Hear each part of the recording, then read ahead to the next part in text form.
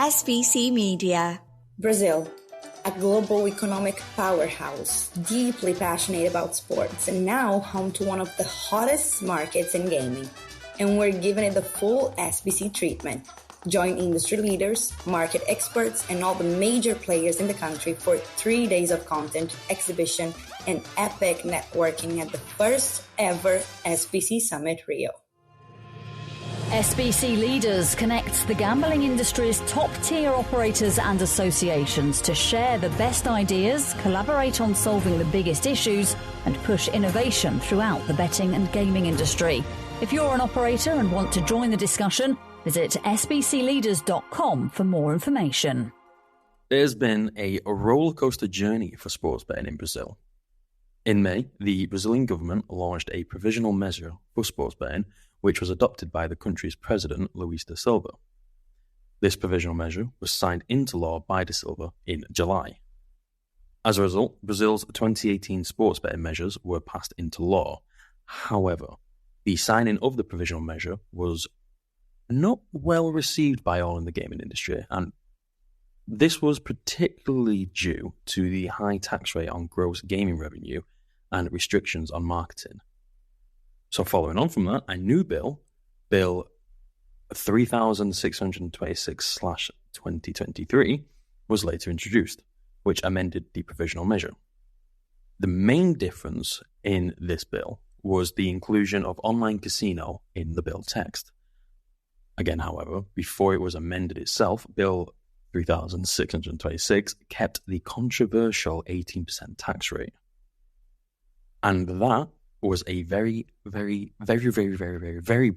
overview, which brings us to today. And following a week of waits and postponements, the Brazilian Senate's Committee of Economic Affairs approved the bill that will see the regulations of fixed odd sports betting in Brazil.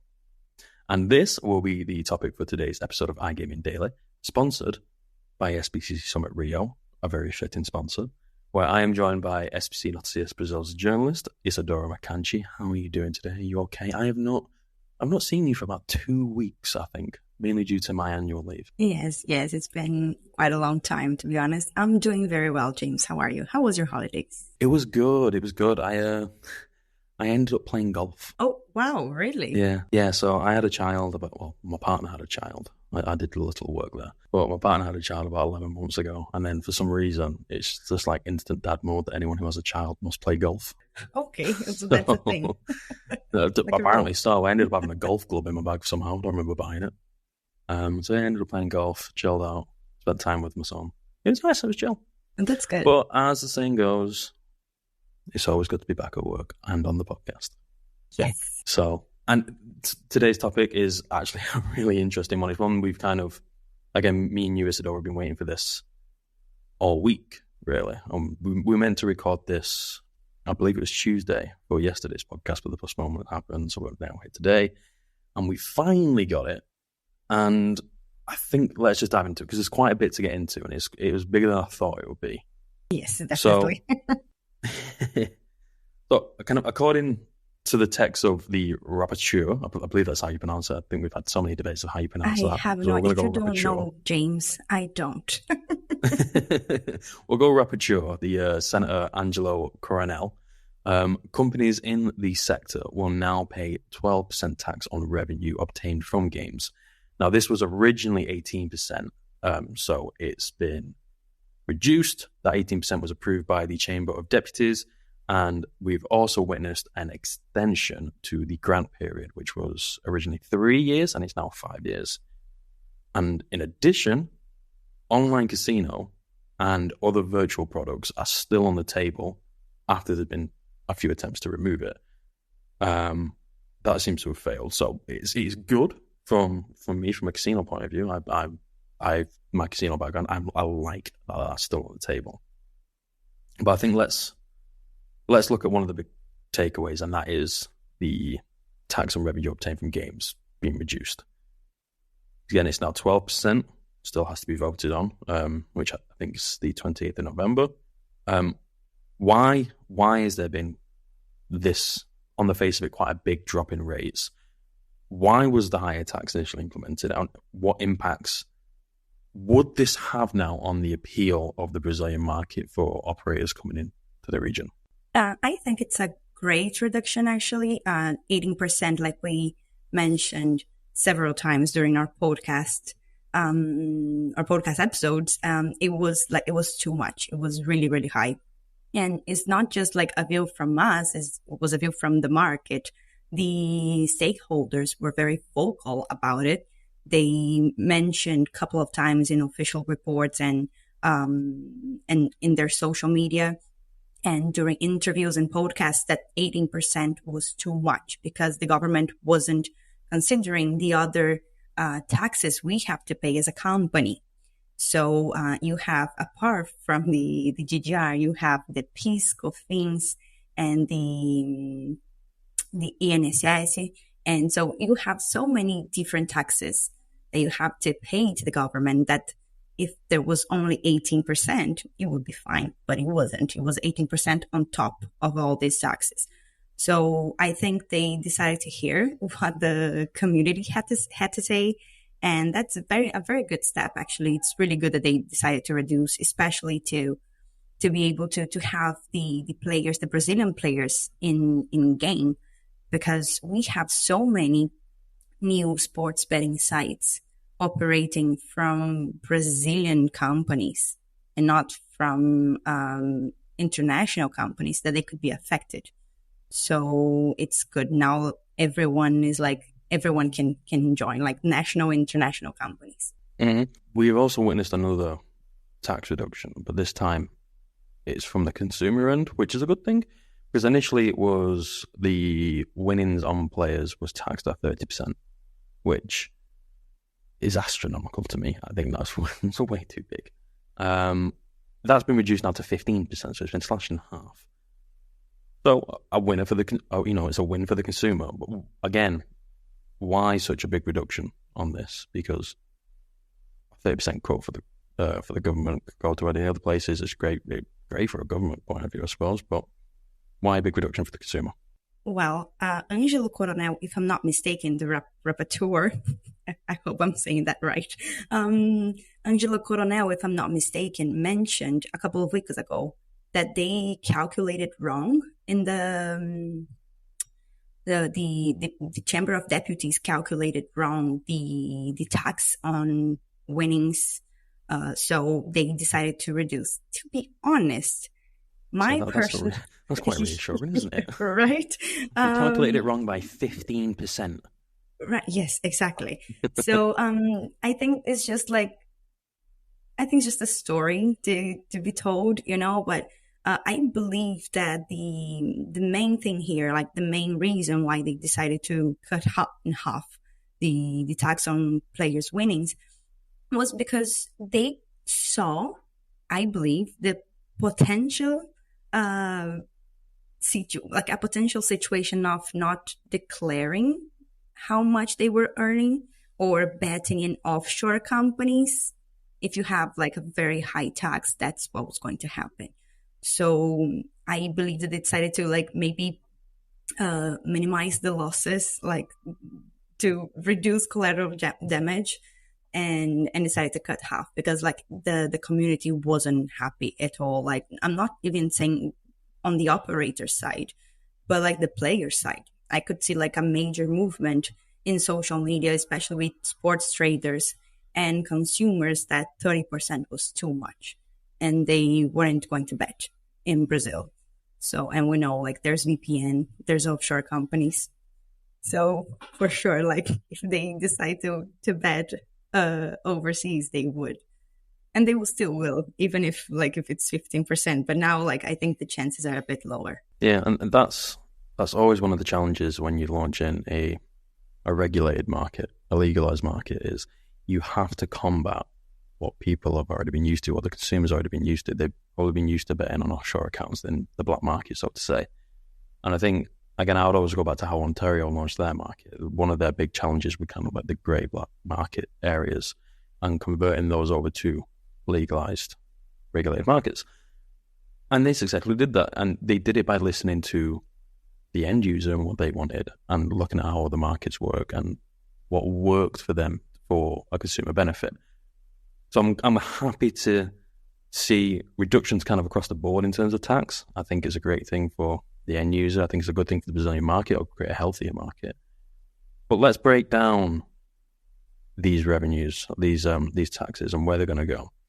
So how will the money from revenues from fixed odd betting lotteries be distributed within physical and virtual media? And I'm not going to say I'm an expert at this, because I looked at an article, I saw how it's distributed, and I was like, whoa, I do not know any of this. So Isadora, be our expert. For the listeners out there, we might go a bit numbers heavy at the moment. We'll try and be as clear as possible with it. So, Isadora, who are the biggest beneficiaries, and can you explain why it's been broken up this way? Okay, there are some beneficiaries actually. Like, we have some organisms and entities that are going to be benefited by the tax collection of sports betting regulation. So we have sports, tourism, public safety, education, social security, civil social entities, and federal police involved in this. So I'm going to talk very slow so people can actually understand what I say. So 22.2% will go to the Minister of Sports. 7.3% will go for clubs and athletes in return for the use of brand and image. 2.2% will go to the Brazilian Olympic Committee. 1.3% will go to the Brazilian Paralympic Committee. 0.7% will go to the Brazilian Club Committee. 0.7% will go for the sports departments of the states and the federal district. 0.5% will go to the Brazilian School Sports Confederation. 0.5% will go to the Brazilian Confederation of University Sports. 0.3% will go to the Brazilian Committee of Paralympic Clubs. So out of the revenue earned each year, what Isadora just reeled off there, that's 36% of that revenue will go for sports. The next one will be 28% of the revenue will go for tourism. And Isadora, how is that being broken down? So 22.4% will go to the Minister of Tourism, and 5.6% will go to the Brazilian Agency for International Tourism Promotion. Yeah. And then 14% for public safety. Yes. So 12.6% will go to the National Public Security Fund, and 1.4% will go to the Integrated Border Monitoring System. 10% for education. How's that broken down? Education will be 5.5% for public secondary technical schools and 4.5% for public preschool, primary, and secondary school students. And now we're getting to the smaller numbers, so I'll just round off these. So the next one will be 10% of the revenue funds will go to Social Security, and then 1% for the Ministry of Health to apply to measures to prevent, control, and mitigate social harm arising from gaming in healthcare areas.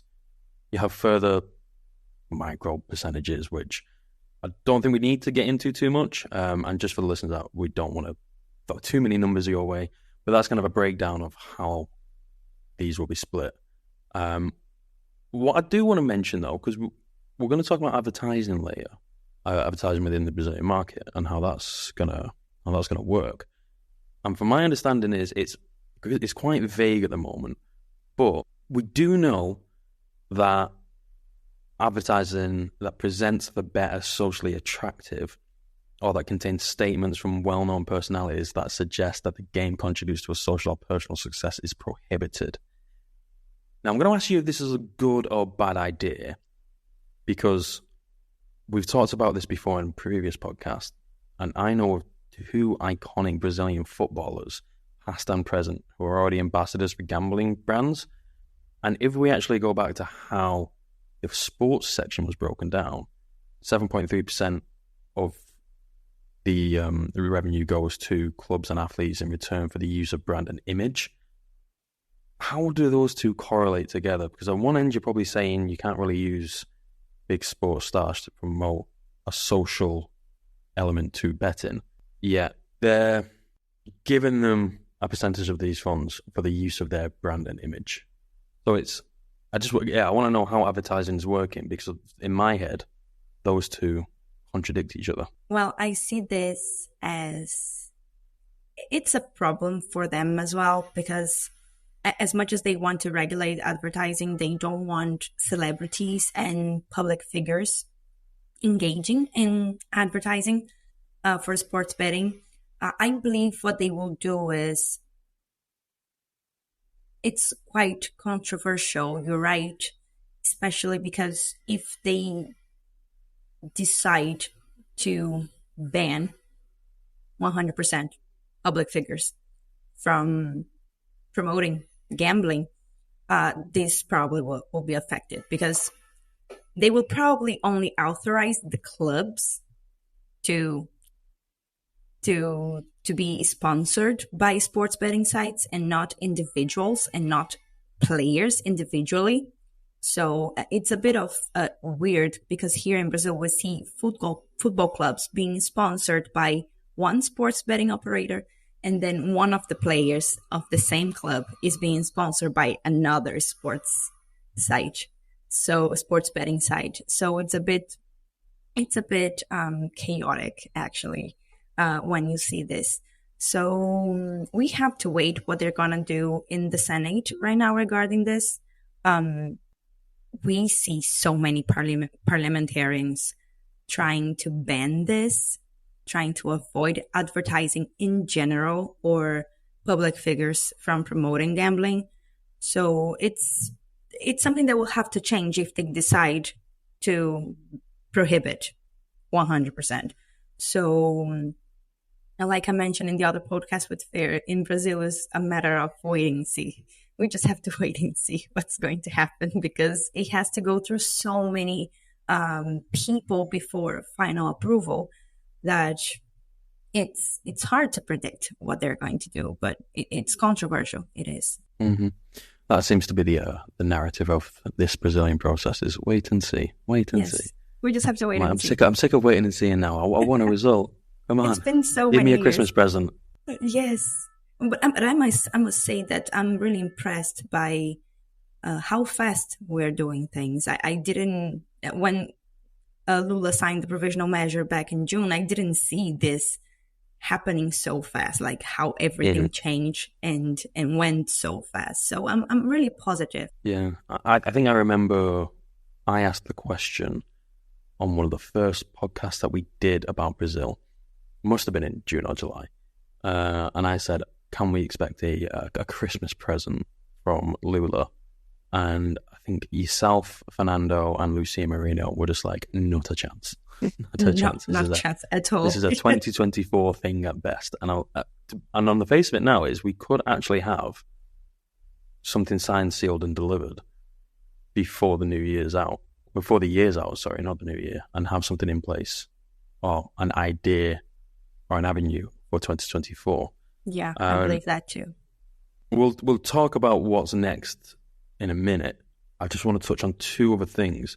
So the breakdown we mentioned, 1% will go to the Ministry of Health to apply to measures to prevent, control, and mitigate social harm from gaming in healthcare areas. My question to you, Isadora, and this is probably just going to be a subjective view, it'll be your own opinion. Is this enough? Because we're all fully aware of how the issues around problem gambling from a UK perspective. I think we're quite low. I don't know the figures itself, and we do quite a lot in terms of problem gambling, but it's not always reciprocated in other regions. So for Brazil, is that enough to help, or do you think more needs to be done, or a bigger percentage? We don't know, actually, because it depends on so many factors. It depends on how much the government will collect from regulating the sports betting. It depends on data to know exactly how many people are playing and how many of these people are facing problems with gambling in a minor or major level, and how much money they need to treat or to help these people. So it really depends. Like if they collect what they were predicting, 12 million BRL, it would be 1% would be 120,000. I don't know if this is enough. I really don't know, because like Gambling Commission released a statistics and research publication last year saying that the overall headline problem gambling rate at 0.2%. Okay, that's like moderate and low risk, so it's fine. But how much do you need to help these people? What is involved in this treatment, in this help that the government will provide? It might be very low. It might be okay. We really don't know. Like, I'm going to say that again. We just have to wait and see. We need to see like data. We need to collect data and to see how much we're going to collect from revenues during the year of 2024. If hopefully we have a regulated market operational next year to be able to say that 1% is enough. I think personally, they should have a bigger percentage just in case they need more money. Because if something happens and they need more, will they have this money to help people? Because if they really just have 1% for this matter and they need more, what they're gonna do? Yeah, I think you worded it well. I think the main thing is data. When you are launching a new regulated market and you have so many players playing in offshore accounts in black markets, that data is not there, and they're also not used to responsible gambling measures. So 1% might be enough. It might not be enough. Let's say 1% is not enough, because you can always do more. But you need that first year to evaluate where Brazil's problem gambling rate is actually at in a regulated space. Cool. And to sign off, I know we've not talked too much about online gambling or online casino, in this podcast, because it's still really only kind of a byline of inclusion. But the fact it stayed in after there was a few attempts to remove online casino from the bill is a positive step. Again, for me, I think you've mentioned it yourself. There's already players in Brazil who use online casinos in a black market space. So why on earth would you not bring them to a regulated space to protect them even more? Especially because online gambling is not regulated but not prohibited. So like if you have an offshore company, you can offer online games to Brazilians. So, like they didn't prohibit online casinos from operating. It's only prohibited land-based casinos in Brazil, not online, because this law, I think it's like 1964 or something like that, 1948. I don't really remember the date, but it's been so many years that it didn't add the internet on the equation. So you just have to regulate it, especially to be able to, like we mentioned before, data. We need data. Yeah, I think every jurisdiction now is reviewing their gambling acts or their gambling laws or legislations to bring it up to code with the digital age. Not to sound like a 40-year-old man, but even in the UK, we had the Gambling Act 2005 review, and that was to bring it up to an online, to incorporate the online elements, which have evolved since then. So it's good online casinos staying at the moment. Yes. But it's not set in stone yet. So round us off, Isadora. What are the next steps? I believe there's another round of votes and then it goes to Lula. Is that correct? Yes. Actually, there's another 2 rounds of votes before going to Lula. Rounds. Yes, like we do in Brazil. Everyone needs to have an opinion on something. So right now, if the bill is approved by the Senate, it will go back to the Chamber of Depu-ties to review the amendments, because they were the House who drafted the bill. So they have the final word. So it will go back to them so they can review the amendments and they can write down their conclusions. Then it will be sent to President Lula. Lula will have 15 working days to accept or reject it. he can veto totally or partially. So, but regardless, all vetoes must be voted by on the National Congress. But there's a trick here. To reject a veto... There's always a trick. There's always a trick. Okay, the president can partially or totally veto something, the project, the bill. If he does, all vetoes must be voted on by the National Congress. But the National Congress, to reject a veto, they need the vote of an absolute majority of deputies and senators, which means 257 deputies and 41 senators need to vote to reject a veto by the President of the Republic. Okay. So I would say it's quite impossible.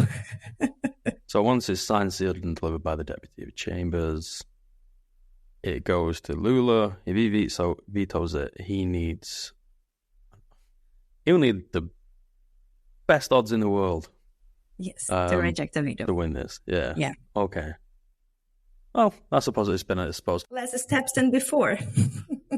We were like many steps behind before. Now we're getting closer. There's only 2 left. 3, actually, because they have to... What happens if the Deputy of Chambers rejects the amendments? What happens is, like, they have the final conclusion. If they reject an amendment, they reject the amendment. It will go out from the... It will be removed from the bill. Oh, okay. Because they have the final conclusion. If they decide online casino is not going to be included, they just won't include it. Yes, they can just cut it off. Because they are the ones who draft the bill. The Chamber of Depu-ties are the ones that created the bill. They drafted the bill and then they sent it. It's their proposal. So they have the final word. So the way is always like that. Like they draft the bill, they send to the Senate sent back if they have any amendments, and then they decide at the end if they want to accept or not. And boom, they send to the President of the Republic. Everything we've just talked about in this podcast, all these changes, the reduction in tax, the split, how we've split everything, how everything's going to be distributed, could just be wiped away. And the Deputy of James should be like, we hear what you're saying, we understand it, we're not going to follow this, we're going to go with our original ruling, and it's going to go to Lula. Yes, that's exactly what can happen. Bring on November the 28th. But I don't think that's going to happen. No. Though. Really. Hopefully not. Because both houses want this to happen, and they want, the whole reason here why they are regulating the market is to increase revenue, to be able to regulate something that already happens, so they can have control of something that they don't have control right now. So, because it's happening in our country, and they are the ones governing our country. So that's how things happen, and it's okay, it's good. And both houses want this. So we'll probably maybe they will increase a bit the tax. Maybe they will keep it like that. Let's hope that they will keep like 12%. And it's, of course, like if they want to reject every single amendment, they can, and every single changes they can. But I don't think they're going to do that. I really don't. Let's just say, again, we'll sign off every Brazilian podcast. Watch this space because it's going to evolve. It's going to go quite quick now. So the 28th is the next vote. We'll probably provide an update then, and then we'll tell you the next steps. But we can see this being quite fast-paced now between now and at least January 2024. Wait and see, guys. Yeah, wait and see. Isadora, thank you for joining us. Any updates, keep an eye out for SPC and CS Brazil. Isadora will be all over them, so you can read them there in Brazilian Portuguese. Any links to any stories that are relevant to today's topic, I will leave in the description below. But apart from that, I've been James Ross. Been joined by Isadora Makanji. Listen out there, thank you for listening, and you'll hear from me at some point tomorrow, but there'll be an iGaming Daily. Thank you and goodbye. SBC Media.